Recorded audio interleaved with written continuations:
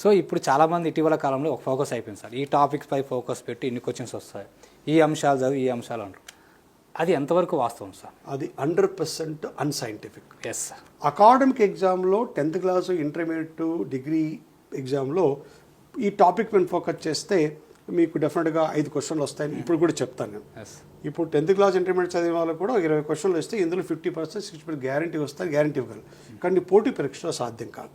పోటీ పరీక్షలో ప్రతి టాపిక్ ఇంపార్టెంటే, ఎస్, ప్రతి ప్రశ్న ఇంపార్టెంట్. Yes sir. ఎందుకంటే ఆబ్జెక్టివ్ టైప్ మల్టిపుల్ చాయిస్ ఇచ్చడం నీకు చాయిస్ ఉండదు. 45 క్వశ్చన్లు ఆన్సర్ చేయాలి అంటే అదృష్టవశాత్తు ఏంటంటే టీఎస్ఐ కోర్టులో నెగిటివ్ మార్క్స్ లేవు. Yes sir. లేవు, అది అడ్వాంటేజ్. కనుక ప్రతి ప్రశ్నను ఆన్సర్ చేయాలి. అదే 10th క్లాస్ ఇంటర్మీడియట్ అకాడమిక్ ఎగ్జామ్లో మీకు చాయిస్ ఉంటుంది, ఇక్కడ చాయిస్ ఉండదు. కనుక పలానా టాపిక్ నుంచినే పలానా ఏరియా నుంచినే ఎక్కువ ప్రశ్నలు వస్తాయనేది పూర్తిగా అవాస్తవం. దానికి ఆధారాలు లేవు. అది అన్సైంటిఫిక్. ఎగ్జామ్ అనేవాడు మొత్తం అన్ని టాపిక్లు కలిసే విధంగా ప్రశ్నపత్రం తయారు చేస్తారు. సరే, 1-2 ప్రశ్నలు అధికంగా ఒక టాపిక్ పైన రావచ్చు, అది యాదృచ్ఛికం, ఇది షియర్ యాక్సిడెంటల్.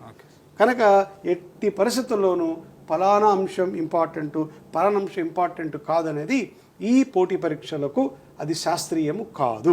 అన్ని టాపిక్లకు సమానమైన ప్రాధాన్యత ఇచ్చినప్పుడే, సమగ్రంగా చదివినప్పుడే అభ్యర్థి ఉద్యోగాన్ని సాధిస్తారు. It's very very important aspect అభ్యర్థులు గుర్తుంచుకోవాలి.